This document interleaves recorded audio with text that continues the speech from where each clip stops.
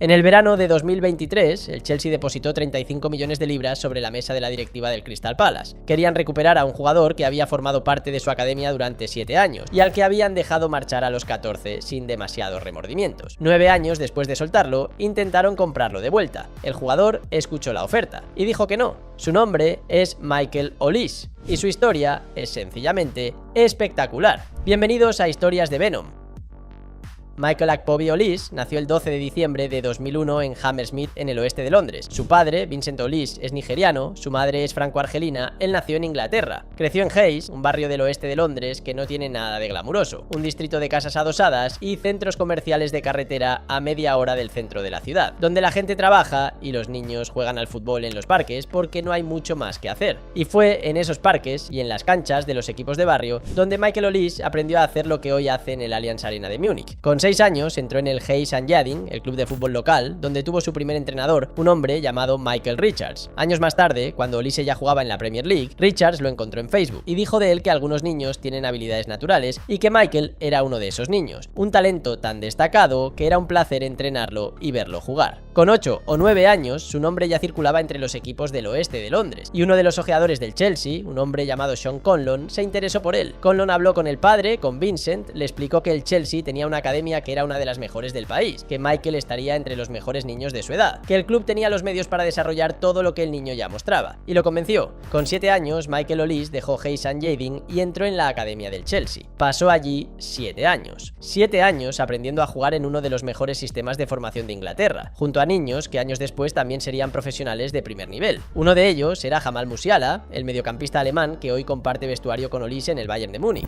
Otro de los que pasaron por esa academia en aquellos años fue Declan Rice, que también salió del Chelsea a los 14 años y acabó convirtiéndose en uno de los mejores mediocampistas del mundo. El Chelsea tiene eso, no para de cagarla para después gastarse la pasta en fichajes millonarios que no funcionan. En 2016, con 14 años, Michael Olise salió de la academia del Chelsea. No fue un despido dramático, simplemente el club decidió que no iba a seguir apostando por él en ese momento. Y Olise se fue al Manchester City, donde pasó una temporada en la academia antes de llegar al Reading en 2017. El Reading es un club de la segunda división inglesa, no es el lugar donde uno esperaría encontrar al próximo gran extremo del fútbol europeo. Pero fue allí, en el Madejski Stadium, donde Michael Olise terminó de convertirse en jugador. Debutó con el primer equipo el 12 de marzo de 2019, con 17 años, en una derrota por 3-0 contra el Leeds United, entrando desde el banquillo sin que nadie prestara demasiada atención. El entrenador de entonces, José Gómez, sí se fijó, porque 4 meses después le ofreció un contrato profesional de 3 años, y en la temporada 20-21 fue cuando todo se aceleró. 7 goles y 12 asistencias en 46 partidos de Championship, suficiente para ganar el premio al mejor jugador joven de la EFL Championship. En julio de 2021, el Crystal Palace pagó la cláusula de rescisión de Olise, que estaba fijada en 8.370.000 libras. Era un precio muy bajo para lo que se estaba viendo el mercado, y el Palace lo sabía. Lo firmaron y lo integraron en el primer equipo de inmediato. El debut en la Premier League fue el 11 de septiembre de 2021, en una victoria por 3-0 contra el Tottenham Hotspur.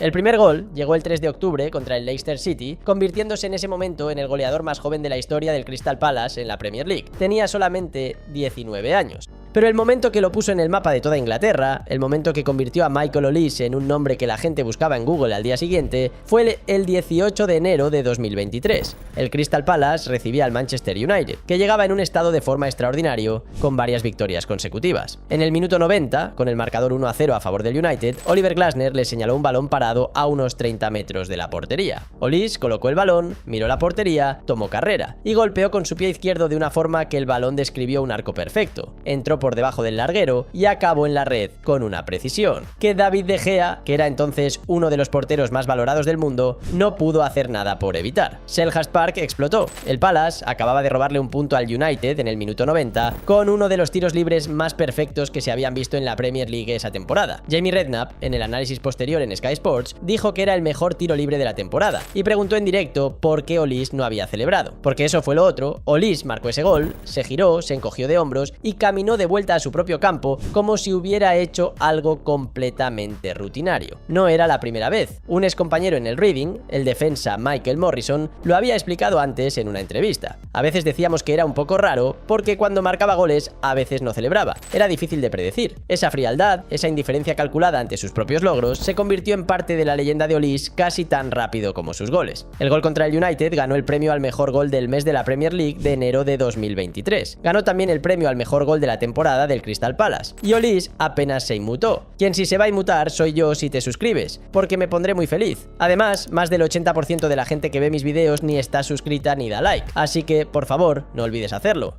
La temporada 22-23 acabó con Olise como el primer jugador de la historia del Crystal Palace en registrar 10 asistencias en una sola temporada de Premier League. Tenía 21 años. Y fue entonces cuando el Chelsea llamó. El mismo club que lo había dejado marchar a los 14, el mismo club donde había pasado 7 años de su infancia y adolescencia, depositó 35 millones de libras en la cláusula de rescisión de su nuevo contrato con el Palace, activándola de forma automática. Técnicamente, Olise era jugador del Chelsea, solo faltaba que él dijera que sí, pero dijo que no. Renovó con el Crystal Palace, cobrando 100.000 libras a la semana, y el Chelsea volvió a hacer el ridículo. Roy Hodgson, entrenador del Palace en ese momento, dijo en rueda de prensa: "La decisión ha sido suya. Me gustaría felicitar al dueño y al director deportivo por el fantástico trabajo que han hecho para persuadirle, con toda la presión que tenía del exterior". La temporada 23-24 fue la más irregular que vivió Olise en el Palace, no por su nivel cuando jugó, sino por el tiempo que no pudo jugar. Las lesiones lo frenaron de forma repetida, y solo disputó 19 partidos de Premier League. Pero en esos 19 partidos marcó 10 goles y dio 6 asistencias, una media de participación directa en un gol cada 84 minutos que muy pocos extremos del mundo eran capaces de sostener. El Palace terminó 11º, su mejor clasificación en 9 años, y Olise fue el factor diferencial que lo hizo posible en el tramo final de la temporada. Y así fue como en julio de 2024 el Bayern de Múnich pagó 60 millones de euros por él. Fue el cuarto fichaje más caro de la historia del club bávaro, por detrás de Harry Kane, Lucas Hernández y Matthijs de Ligt. En su primera temporada con el Bayern, Olise fue el segundo máximo goleador del equipo con 20 goles, repartió 23 asistencias en 55 partidos y ganó el premio al mejor jugador revelación de la Bundesliga. La temporada 25-26 ha sido todavía más completa, 11 goles y 17 asistencias solo en la Bundesliga, con una media de participación directa en gol que lo sitúa entre los 3 o 4 extremos más productivos de Europa. La comparación inevitable es con Arjen Robben, el extremo holandés que durante una década fue el jugador definitorio del Bayern desde la banda derecha. Olise juega exactamente en esa posición, con el mismo perfil zurdo que se mete hacia adentro y busca el disparo, con la misma capacidad para desequilibrar en un contra y resolver en espacios reducidos.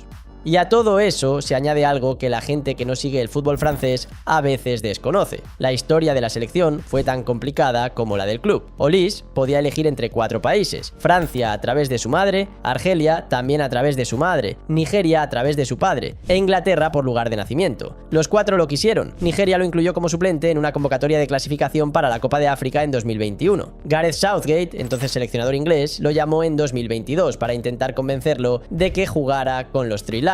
La FA llegó a tener reuniones con él, Olise escuchó a todos, pero eligió Francia, porque de niño sus ídolos eran Zinedine Zidane y Thierry Henry. En septiembre de 2024 debutó con la selección francesa absoluta contra Italia en la UEFA Nations League. Marcó su primer gol internacional contra Alemania, en el partido en que Francia ganó el tercer puesto de la Nations League. Fuera del campo, Olise es casi lo opuesto de lo que uno esperaría de alguien con ese nivel de visibilidad. Apenas habla en público. Su padre se llamaba Vincent y lo llevó de Hayes al Chelsea siendo un niño sin saber lo que vendría. Tiene un hermano menor, Richard Olise, que también es futbolista y que juega en el Chelsea Sub-21, en el mismo club del que Michael salió a los 14 y al que le dijo que no cuando intentó comprarlo de vuelta por 35 millones. Y en los entrenamientos del Bayern juega al ajedrez contra Kingsley Coman, contra quien pierde sistemáticamente, y contra Joshua Kimmich, a quien gana con más frecuencia. Dice que en el ajedrez, como en el fútbol, le gusta atacar, pero a veces se olvida de pensar en la defensa. La pregunta que deja esta historia no es si Olise es bueno, que lo es, sino ¿a dónde va a llegar? ¿Y tú? ¿Crees que el Chelsea cometió el mayor error de su historia de cantera? Déjame tu respuesta en los comentarios.